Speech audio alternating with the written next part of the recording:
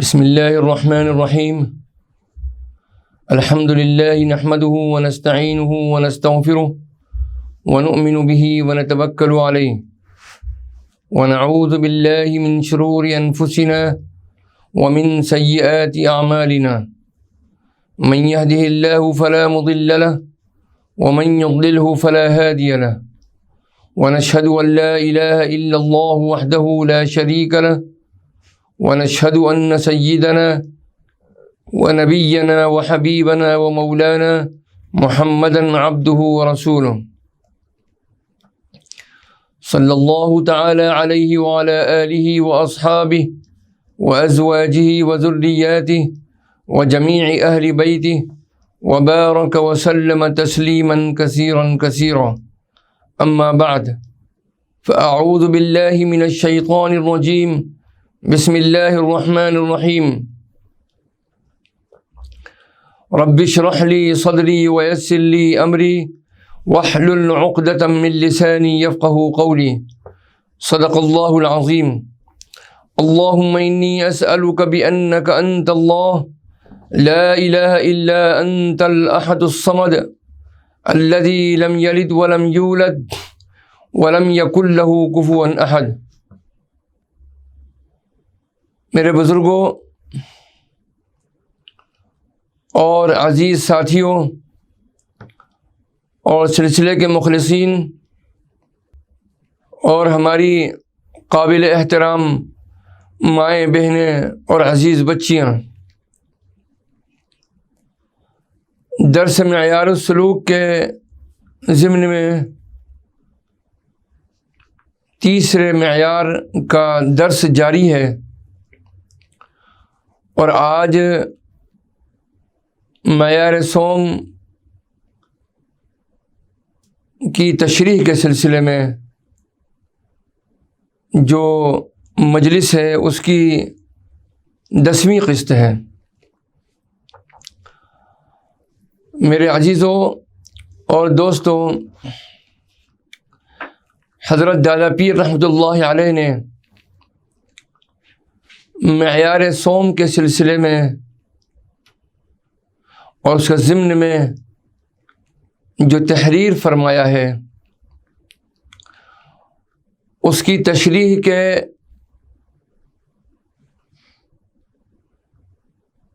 ضمن میں ہم نے یہ بتانے کی اور اس پر روشنی ڈالنے کی کوشش کی ہے، اور احادیث مبارکہ سے بھی یہ بات ثابت ہے، اور صحابہ کرام کے اقوال اور علماء کرام اور ائمہ اعظام نے بھی اس کی تشریح اور اس کے سلسلے میں بہت سی کتابیں لکھی ہیں کہ ایمان والے مرد اور عورت دونوں کا شعار ہے حیا، اور حیا کو اپنے اندر پیدا کرنا اور حیا پر قائم رہنا اور بے حیائی سے دور رہنا۔ تو ہم نے اس سے قبل کی مجلسوں میں بے حیائی کے مظاہر اور ان کی شکل اور ان کی صورتوں کی کن کن شکل میں بے حیائی وجود میں آتی ہے، اس پر ہم نے گزشتہ مجلسوں میں روشنی ڈالی ہے۔ آج ہم آپ حضرات کے سامنے بے حیائی کے ضمن میں عورت کے لباس پر گفتگو کر رہے ہیں کہ عورت کا لباس کیسا ہونا چاہیے، اور اسی طریقے سے عورت کیا طریقہ اختیار کر سکتی ہے اپنے لباس کے، اپنے زیب و زینت کے سلسلے میں، کہ اس کی حیا بھی باقی رہے۔ اس سلسلے میں ایک حدیث مبارکہ ہے کہ نبی کریم صلی اللہ تعالی علیہ وسلم نے آنے والے وقت میں کیسے کیسے فتنے پیدا ہوں گے اور کس کس طریقے سے بے حیائی کی نئی نئی شکلیں پیدا ہوں گی اور نئی نئی صورتوں میں بے حیائی کا وجود ہوگا۔ عن ابی سعید الخدری رضی اللہ تعالی عنہ قال قال رسول اللہ صلی اللہ تعالی علیہ وسلم لتتبعن سنن من قبلکم شبرا بشبر وذراعا بذراع حتى لو دخلوا جحر ضب تبعتموهم قیل یا رسول اللہ اليہود والنصارى قال فمن؟ عن عبد الله بن عمرو رضی اللہ تعالی عنہ حتى إن كان منهم من أتى أمه علانية لكان في أمتي من يصنع ذلك۔ یہ حدیث مبارکہ بخاری اور مسلم نے اس کو روایت کیا ہے اور امام حاکم نے مستدرک میں۔ حضرت ابو سعید خدری رضی اللہ تعالی عنہ سے روایت ہے کہ حضور نبی کریم صلی اللہ تعالی علیہ وسلم نے ارشاد فرمایا کہ تم بھی ٹھیک پہلی امتوں کے نقش قدم پر چل کے رہو گے، حتیٰ کہ اگر وہ گوہ کے سوراخ میں گھسے تو تم بھی اس میں گھس کر رہو گے۔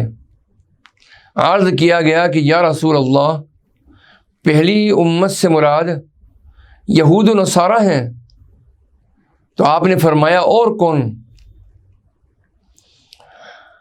ایک روایت میں ہے جس کو کہ روایت کیا ہے حضرت عبداللہ ابن عمرو نے کہ اگر ان میں کسی نے اپنی ماں سے علانیہ بدکاری کی ہوگی تو میری امت میں بھی اس قماش کے لوگ ہوں گے، معاذ اللہ۔ اللہ پوری امت کو محفوظ معمون فرمائے۔ آج یہ بات واضح طور پر دیکھنے میں آ رہی ہے کہ امت کا ایک بہت بڑا طبقہ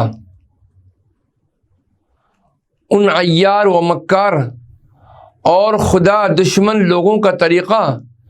اختیار کرنے کو فخر سمجھتا ہے اور ان کے ہر فیشن و طریقے کو بلا تذبذب قابل عمل اور لائق اتباع سمجھتا ہے، حالانکہ یہ فرقے خدا کی لعنت میں گرفتار ہیں۔ صرف دنیا کا ٹھاٹ باٹ کوئی قابل التفات چیز نہیں ہے اور کوئی قابل توجہ امر نہیں ہے، مگر افسوس کہ امت کا ایک بڑا طبقہ ان کی ہر چیز میں نقالی کو فخر اور عزت کی چیز سمجھتا ہے، حتیٰ کہ فحاشی و عریانی، بے حیائی و بے حجابی جو ان قوموں کا امتیازی نشان ہے، امت مسلمہ کے ایک بہت بڑے طبقے میں بطور فخر ان کا چرن ہو رہا ہے،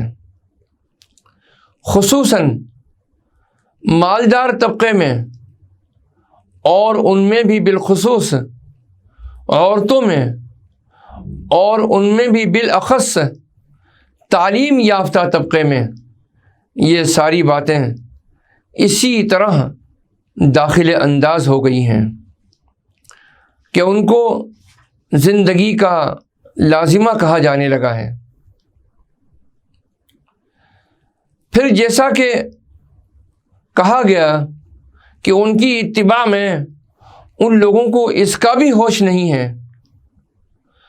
کہ اس نقالی میں کوئی راحت و فائدہ بھی ہے یا نہیں ہے، بلکہ عموماً اس میں تنگی و پریشانی ہے اور اس کے مقابلے میں اتباع شریعت اور اتباع سنت میں راحت ہے اور سہولت ہے اور سکون ظاہری و باطنی ہے۔ مگر اس مغربیت زدہ طبقے کو یہ بات سمجھ میں نہیں آتی ہے۔ فتنہ عریانیت کے تعلق سے حضرت عبداللہ بن مسعود رضی اللہ تعالی عنہ کی اس روایت کا ذکر کرنا یقیناً ضروری معلوم ہوتا ہے کہ جس میں رسول اللہ صلی اللہ تعالی علیہ وسلم نے ارشاد فرمایا، المرأة عورة فإذا خرجت استشرفها الشيطان وأقرب ما تكون من رحمة ربها وهي في قعر بيتها۔ عورت چھپائی جانے والی چیز ہے، اس لیے کہ جب یہ باہر نکلتی ہے تو شیطان اسے خوبصورت کر کے لوگوں کے دلوں میں وسوسے ڈالتا ہے اور ان کی نظریں اس پر ڈلواتا ہے، اور عورت سب سے زیادہ اپنے رب کی رحمت کے قریب اس حالت میں ہوتی ہے جب وہ اپنے گھر کے اندر گہرائی میں ہوتی ہے۔ یہ بات معلوم ہوتی ہے کہ عورت کا پردے میں رہنا کتنا ضروری ہے اللہ کے نزدیک اور اللہ کے نبی صلی اللہ تعالی علیہ وسلم کے نزدیک، اور اس سے لباس کی اہمیت کا بھی پتہ چلتا ہے کہ لباس وہ لباس جس سے عورت کی زینت جو کہ شریعت کے نزدیک چھپانا چاہیے اور اس کو پردے میں رہنا چاہیے، اللہ تعالیٰ کی مرضی اسی میں ہے کہ ایسا لباس عورتیں پہنیں کہ جس سے ان کی زینت اس پر پردہ پڑا رہے۔ یہ بات معلوم ہوتی ہے کہ عورت کا پردے میں رہنا کتنا ضروری ہے اللہ کے نزدیک اور اللہ کے نبی صلی اللہ تعالی علیہ وسلم کے نزدیک، اور اس سے لباس کی اہمیت کا بھی پتہ چلتا ہے کہ لباس وہ لباس جس سے عورت کی زینت جو کہ شریعت کے نزدیک چھپانا چاہیے اور اس کو پردے میں رہنا چاہیے، اللہ تعالیٰ کی مرضی اسی میں ہے کہ ایسا لباس عورتیں پہنیں کہ جس سے ان کی زینت اس پر پردہ پڑا رہے۔ لباس اللہ تعالیٰ کی ان نعمتوں میں سے ہے جن کا اللہ تعالیٰ نے نام لے کر ذکر کیا، چنانچہ اللہ تعالیٰ نے قرآن کریم کی آیت سورہ اعراف کی 26ویں اور 27ویں آیت میں یہ ارشاد فرمایا، یا بنی آدم قد انزلنا علیکم لباسا یواری سوآتکم وریشا ولباس التقوى ذلك خیر ذلك من آیات اللہ لعلہم یذکرون۔ یا بنی آدم لا یفتننکم الشیطان کما اخرج ابویکم من الجنہ ینزع عنہما لباسہما لیریہما سوآتہما انہ یراکم هو وقبیلہ من حیث لا ترونہم انا جعلنا الشیاطین اولیاء للذین لا یؤمنون۔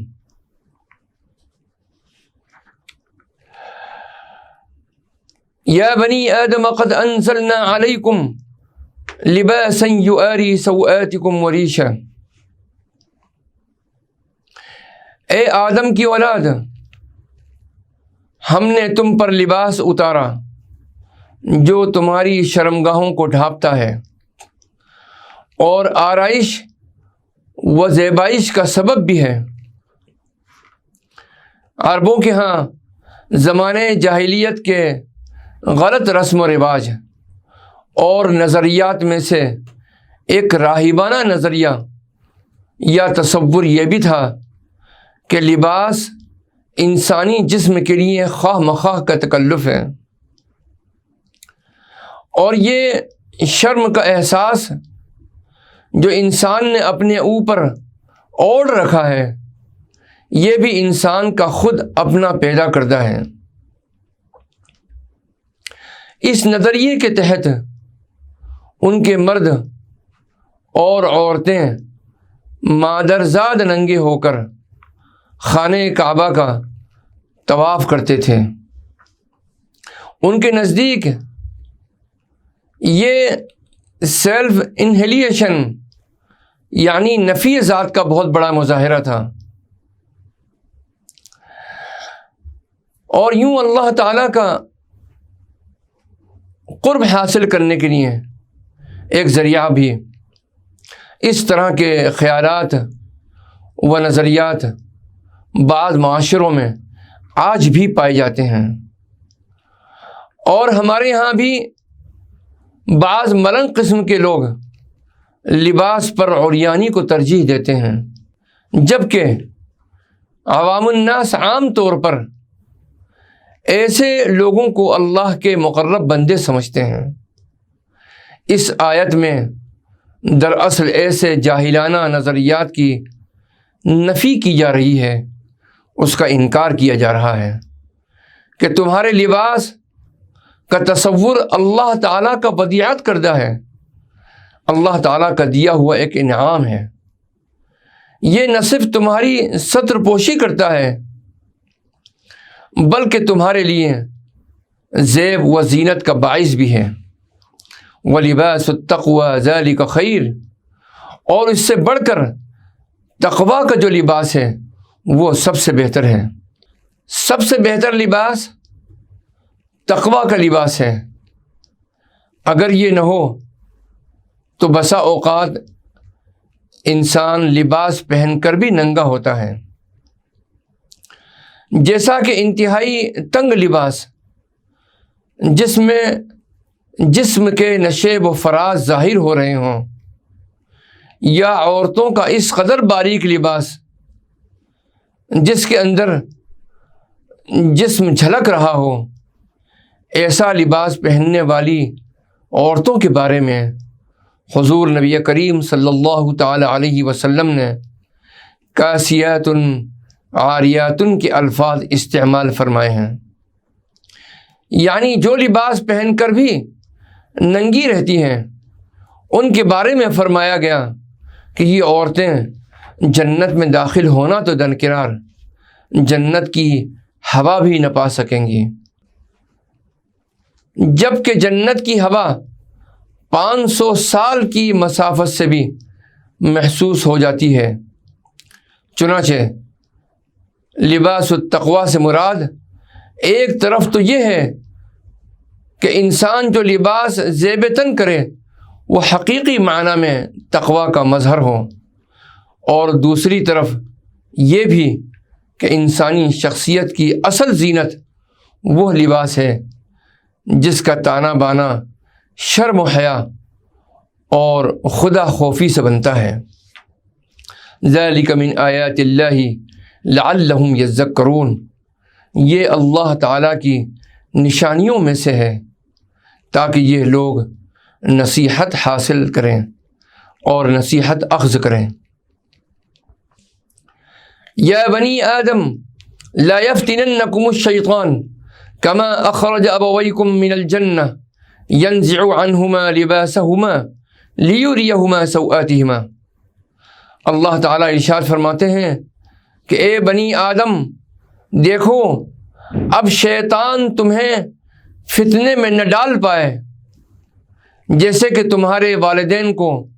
اس نے جنت سے نکلوا دیا تھا اور اس نے اتروا دیا تھا، ان سے ان کا لباس تاکہ ان پر عیاں کر دے ان کی شرمگاہیں۔ انہ یراکم هو وقبیلہ من حیث لا ترونہم، یقیناً وہ اور اس کی ذریت وہاں سے تم پر نظر رکھتے ہیں جہاں سے تم انہیں دیکھ نہیں سکتے۔ چونکہ ابلیس کو اللہ تعالیٰ کی طرف سے قیامت تک چھوٹ ملی ہوئی ہے، لہذا وہ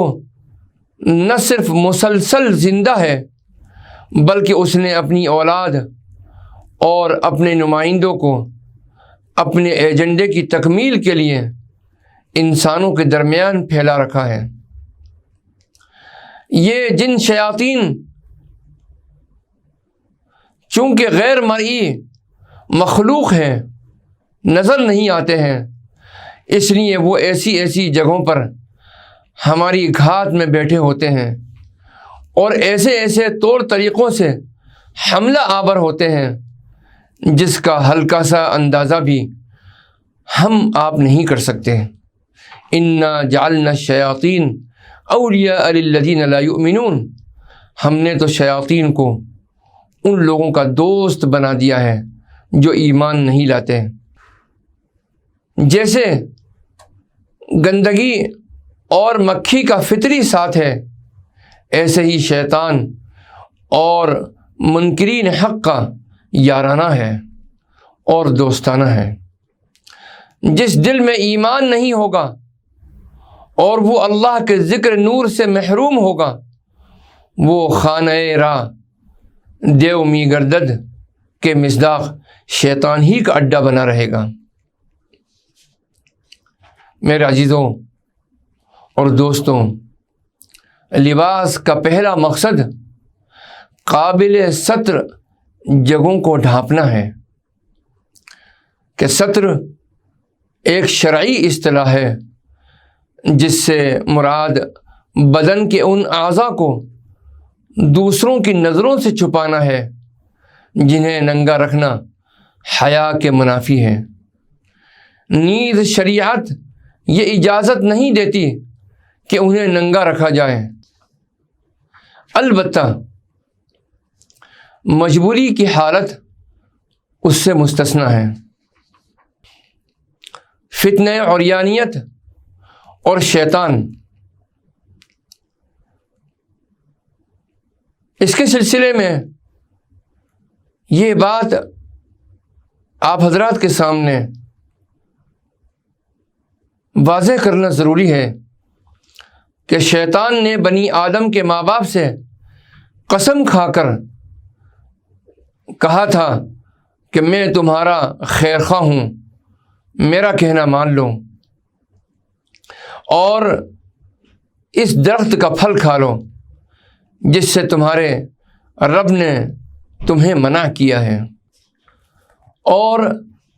اللہ تعالیٰ کے منع کردہ درخت کا پھل چکھ لیا، اور ساتھ ہی ان کی بیوی نے بھی۔ اسی وقت ان دونوں کے جسم پر سے جنت کا لباس اتر گیا اور وہ ننگے ہو گئے۔ پہلی بار اپنے آپ کو ننگا دیکھ کر ان کے اندر حیا کی فطری صفت نے اپنی برہنگی کو چھپانے کے لیے درختوں کے پتوں کا سہارا لیا۔ یوں شیطان نے انہیں جنت سے نکلوا دیا۔ یہ الگ بات ہے کہ وہ زمین پر سکونت اختیار کرنے کے لیے ہی پیدا کیے گئے تھے۔ شیطان کا انسان پر یہ سب سے پہلا حملہ تھا۔ شیطان تب سے اب تک اس کوشش کے اندر مصروف ہے اور وہ مختلف طریقوں سے ابن آدم پر حملہ کرتا چلا آ رہا ہے۔ اس نے انسان سے حیا کی صفت چھیننے کے لیے ایک خفیہ اور پرفریب چال چلی۔ اس نے انسان کا لباس اتروانے کے بجائے اسے ایسے فیشنوں سے متعارف کروایا جو اس کے مقصد کا زینہ ثابت ہوئے۔ ان فیشنوں کی وجہ سے لباس ستر پوشی کے بجائے برہنگی، زیب و زینت کے بجائے اوچھا پن اور تقوی کی بجائے بیہودگی کی علامت بن گیا۔ نعوذ باللہ من ذالک۔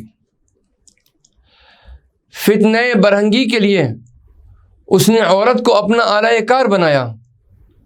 کیونکہ جب بنی سنوری نیم برہنہ عورت مرد کے سامنے آتی ہے تو مرد متقی ہونے کے باوجود عورت کی خواہش میں گرفتار ہو جاتا ہے۔ اسی لیے رسول اللہ صلی اللہ علیہ وسلم نے فرمایا، ما ترکت بعدی فتنۃ اضر علی الرجال من النساء۔ یہ بخاری اور مسلم کی حدیث ہے، میں نے اپنے بعد عورتوں سے بڑھ کر اور کوئی فتنہ مردوں کے لیے ضرر رساں نہیں چھوڑا۔ اس سلسلے میں حضرت ام سلمہ رضی اللہ تعالی عنہ کی روایت کا ذکر کرنا بھی ضروری محسوس ہوتا ہے۔ عن ام سلمہ رضی اللہ تعالی عنہ قالت استيقظ النبي صلی اللہ علیہ وسلم ذات لیلۃ فقال سبحان اللہ ماذا انزل الليلة من الفتن وماذا فتح من الخزائن ایقظوا صواحب الحجر فرب کاسیة في الدنیا عاریة في الآخرة۔ حضرت ام سلمہ رضی اللہ تعالی عنہ روایت کرتی ہیں کہ ایک رات نبی کریم صلی اللہ تعالی علیہ وسلم نے بیدار ہوتے ہی فرمایا کہ سبحان اللہ، آج کی رات کس قدر فتنے اتارے گئے اور کتنے ہی خزانے بھی کھولے گئے۔ ان حجرے والیوں کو جگاؤ، کیونکہ بہت سی عورتیں جو دنیا میں باریک کپڑا پہننے والی ہیں وہ آخرت میں ننگی ہوں گی۔ اس حدیث شریف کا مفہوم یہ ہے کہ نیک بندوں کے لیے اللہ کی رحمتوں کے خزانے نازل ہوئے ہیں اور بدکاروں پر اس کا عذاب بھی اترا۔ پس بہت سی عورتیں جو ایسے باریک کپڑے استعمال کرتی ہیں جن سے کہ بدن نظر آئے، آخرت میں انہیں رسوا کیا جائے گا۔ اس حدیث سے رات میں وعظ و نصیحت کرنا ثابت ہوتا ہے۔ پس مطابقت حدیث کی ترجمے سے ظاہر ہے کہ عورتوں کے لیے حد سے زیادہ باریک کپڑے کا استعمال جن سے بدن نظر آئے قطعاً حرام ہے، مگر آج کل زیادہ تر یہی لباس چل پڑا ہے جو قیامت کی نشانیوں میں سے ہے۔ اسی طریقے سے مردوں سے مشابہت پیدا کرنا یہ بھی عورتوں کے اوپر جائز نہیں ہے بلکہ حرام ہے۔ عورت کا اصل حسن اور جمال تو اس میں ہے کہ عورت عورت رہے۔ اللہ تعالیٰ نے عورت کو جن خوبیوں اور کمالات سے ممتاز کیا ہے اس کا حق یہ ہے کہ عورت اپنی ان خوبیوں اور کمالات کو باقی رکھیں۔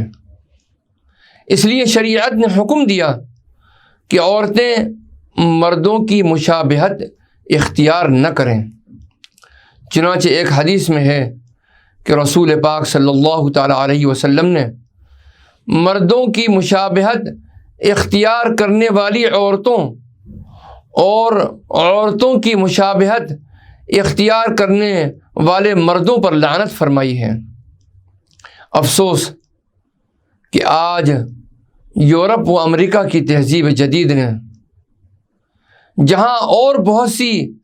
بے حیائیوں کو جنم دیا ہے اور پھیلایا ہے، مردوں اور عورتوں میں فرق و امتیاز کو بھی انہوں نے وہیں ختم کر دیا ہے۔ عورتیں لباس و پوشاک وضع وقتا، طرز و انداز، سب چیزوں میں مردوں کی نقالی اور مشابہت کرنے لگی ہیں، اور اس غیر فطری روش و طریقے کو فیشن کا نام دے کر بطور فخر اختیار کیا جاتا ہے۔ یاد رکھنا چاہیے کہ اس سے ایک طرف آخرت کی تباہی و ہلاکت ہے، تو دوسری طرف دنیاوی اعتبار سے بھی یہ نقصان دہ ہے، کیونکہ اس سے عورت کی نفسیات اور اس کی نسوانی خصوصیات متاثر ہوتی ہیں، اور وہ پھر نہ مردوں میں شمار کرنے کے قابل رہتی ہے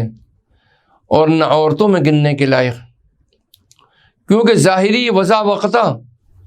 اور لباس و پوشاک اور طرز و انداز کا اثر نفسیات پر ضرور پڑتا ہے، اور جدید تحقیقات نے بھی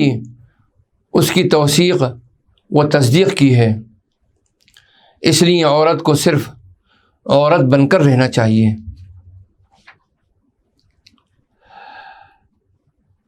حضرت عائشہ رضی اللہ تعالی عنہ سے روایت ہے کہ ان اسماء بنت ابی بکر رضی اللہ تعالی عنہ دخلت على رسول اللہ صلی اللہ علیہ وسلم وعليها ثياب رقاق فأعرض عنها رسول الله صلى الله عليه وسلم وقال يا أسماء إن المرأة إذا بلغت المحيض لم يصلح لها أن يرى منها إلا هذا وهذا وأشار إلى وجهه وكفيه۔ ام المؤمنین